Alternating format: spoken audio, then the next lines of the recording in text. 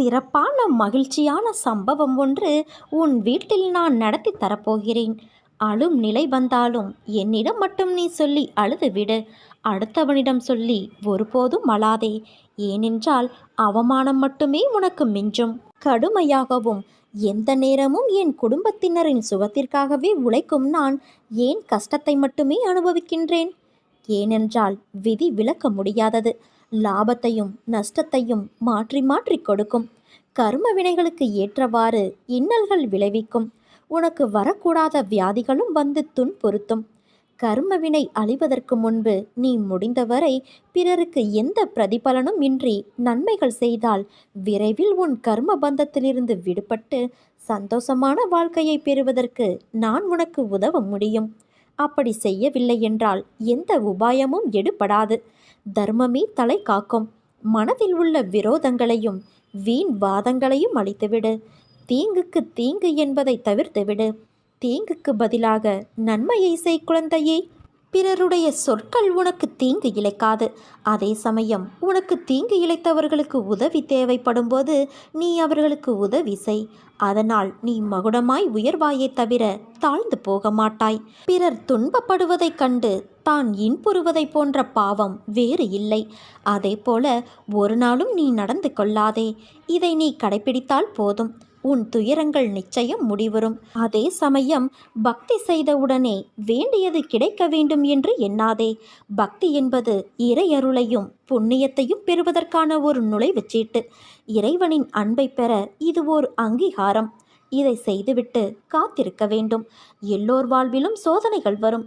அதன் பிறகுதான் நீ செய்யும் ஒவ்வொரு காரியத்தை பொறுத்து அவரவர் தேவைகள் பூர்த்தி செய்யப்படும். உனக்கென்று படைக்கப்பட்டது நிச்சயம் உன்னை வந்து சேரும். அதை புரிந்து கொள். உன் உழைப்பு என்றும் வீணாகாது. வாழ்வில் லட்சியத்தை அடைய வேண்டும் என்ற எண்ணமும் பொறுப்பும் கண்டிப்பாக இருக்க வேண்டும். அதே சமயம் எதையும் ஏற்றுக்கொள்ளும் பக்குவமும் அவசியம் வேண்டும். இந்த வாழ்க்கையே எனக்கு வேண்டாம் என்று சொல்லும் அளவிற்கு அனுதினமும் ஏதாவது ஒரு கஷ்டம் எனக்கு மட்டும் வந்து கொண்டே இருக்கிறதே என்று புலம்பாதே.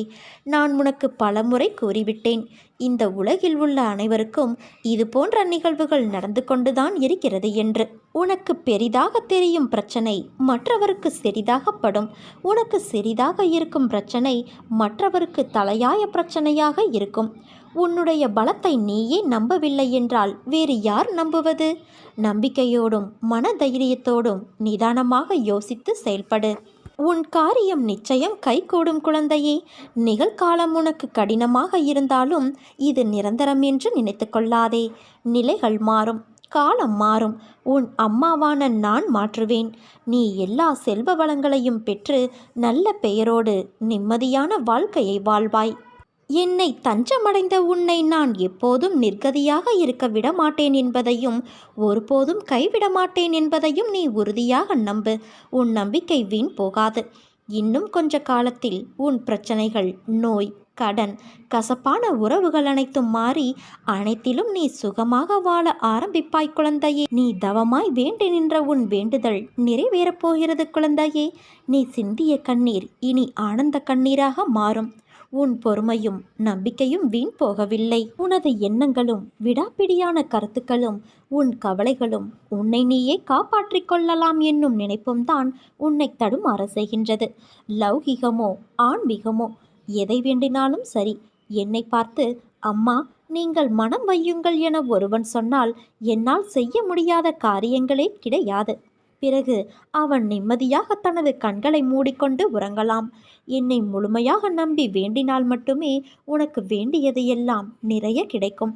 உனக்கு வலிக்கும்போது உன் விருப்பத்திற்கு தக்கவாறு மட்டுமே நான் அதில் ஈடுபட வேண்டும் என நீ நினைக்கின்றாய். என்னை நம்பாமல் உன் தேவைக்கு நான் வளைந்து கொடுக்க வேண்டும் என எண்ணுகிறாய். நோய்வாய்ப்பட்டிருக்கும் போது ஒரு மருத்துவரிடம் தனக்கு வேண்டியவாறு சிகிச்சை அளிக்கும்படி கேட்கும் நோயாளியைப் போல இருக்காதே.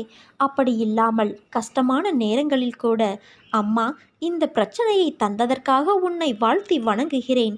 நீ விரும்பும் வண்ணம் இதற்கான தீர்வை இந்த துயர் மிகுந்த தற்காலிக வாழ்வில் நீ அளிக்க வேண்டும் என வேண்டுகிறேன். எனக்கு எது நல்லது என உனக்கே தெரியும் என வேண்டு.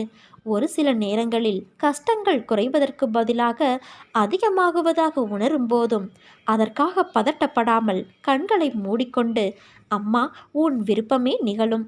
நீயே அதை எண்ணுவாயாக என பிரார்த்தனை செய். அப்படி செய்யும்போது தேவையான நேரத்தில் அதிசயத்தை நிகழ்த்தி நான் காட்டுவேன். நானே உன்னை என் கைகளில் தாங்கி செல்கிறேன். என்னை நீ முழுமையாக நம்பினால் மட்டுமே நான் நினைப்பேன். நான் எப்போதும் உன்னை நினைத்து கொண்டே இருப்பேன். உன்னை என் கண்களில் வைத்து காப்பேன் குழந்தையே. என்னை எவன் மிகவும் விரும்புகிறானோ அவன் எப்போதும் என்னை காண்கின்றான். என்னை விட்டு நீங்கினால் இவ்வுலகமே அவனுக்கு சூனியமாக தோன்றும். என் கதைகளைத் தவிர பிறவற்றை அவன் கோருவது கிடையாது. இடையராது என்னையே தியானித்து என் நாமத்தையே ஜெபம் செய்கின்றான். முழுமையாக தன்னை என்னிடம் சமர்ப்பித்து என்னையே எப்போதும் எவன் நினைவில் கொண்டு இருக்கிறானோ அவனுக்கு நான் கடன்பட்டதாக உணர்கின்றேன். அவனுக்கு விடுதலை அளித்து எனது கடனை நான் தீர்ப்பேன். என்னை நினைத்து எனக்காக ஏங்குபவனையும் எதையும் முதலில் என்னை நினைக்காமல் உண்ணாதவன் பாலும் நான் சார்ந்திருக்கின்றேன். என்னிடம் வருபவன் ஆறானது கடலோடு ஒன்றாவது போல என்னோடு இரண்டர கலக்கின்றான். பெருமையையும் அகங்காரத்தையும் விட்டு ஒழித்துவிட்டு எல்லளவும் அவற்றின் அடையாளம் கூட இல்லாதபடி விலக்கி உன் இதயத்தை அமர்ந்து கொண்டு இருக்கிற என்னிடம் உன்னை பூரணமாக நீ சமர்ப்பித்துவிடு. என்னை நீ தேடிக்கொண்டு எங்கெங்கேயோ அலைய வேண்டாம். நான் உனக்குள்ளேதான் இருக்கின்றேன். இதை உணர்ந்து கொண்டு உன்னிடத்தும் மற்ற எல்லா ஜீவராசிகளிடத்தும் என்னை நீ காண முயற்சி செய். இதை நீ பயிற்சி செய்தால் சர்வ வியாபகத்தை உணர்ந்து என்னோடு ஒன்றாகும் நிலையை நீ நிச்சயம் பெறுவாய். பாரம் சுமப்பவளான உன் அன்னையான என்னிடம் உன் பாரத்தை இறக்கி வைத்துவிட்டு நம்பிக்கையோடும் பொறுமையோடும் காத்து கொண்டிரு.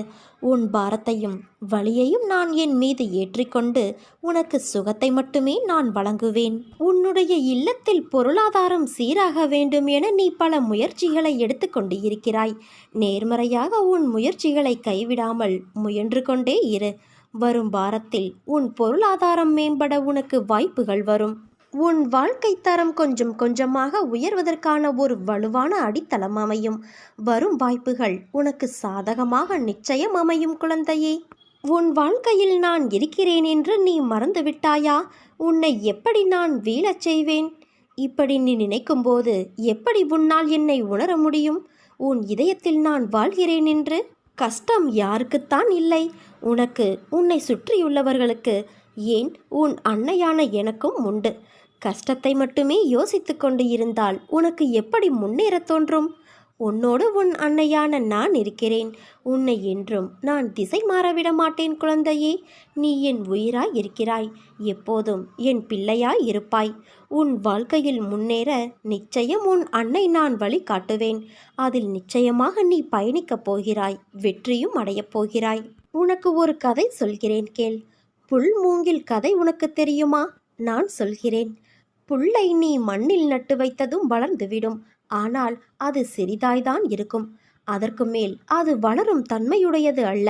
இதுவே மூங்கிலை நீ எடுத்துக்கொண்டால் அது வைத்து 5-6 வருடம் வளராமல் அப்படியே இருக்கும் பார்ப்பதற்கு. ஆனால் அது வேரை பக்குவப்படுத்தி பலமாக மண்ணில் பிடிப்பான வேரை கொண்டு இருக்கும். அதன் பிறகுதான் அது வளர ஆரம்பிக்கும்.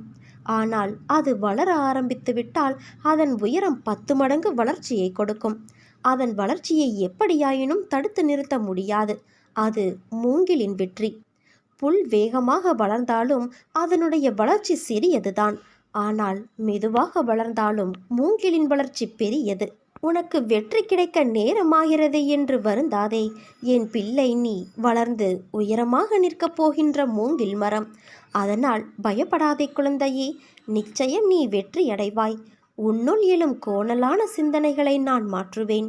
அது உன் மனதை ரணப்படுத்தி கொண்டு இருப்பதை எப்படி என்னால் உணராமல் இருக்க முடியும்? நிச்சயம் நீ நிம்மதியடைவாய். நீ ஜெயமாக, நன்றாக, மன நிம்மதியோடு, சந்தோஷமாக, உன்னை சேர்ந்தவர்களோடு வசந்தமாய் வாழ்வாய் குழந்தையே. உன் பலத்தை நீயே நம்பவில்லை என்றால் வேறு யார் நம்புவது? நம்பிக்கையோடும் மன தைரியத்தோடும் நிதானமாக யோசித்து செயல்படு. உன் காரியம் நிச்சயம் கைகூடும். நிகழ்காலம் உனக்கு கடினமாக இருந்தாலும் இது நிரந்தரம் என்று நினைத்து கொள்ளாதே. நிலைகள் மாறும், காலம் மாறும். மாறவில்லை என்றால் உன் அன்னையான நான் உனக்காக மாற்றுவேன். யாருக்கும் தெரியாமல் நீ அழுதாலும் உனக்கே தெரியாமல் உன் கண்ணீரை துடைக்கும் கைவிரல் போல உன் அன்னை நான் இருப்பேன். உன்னை தேடி உன் இல்லம் வந்து கொண்டு இருக்கிறேன்.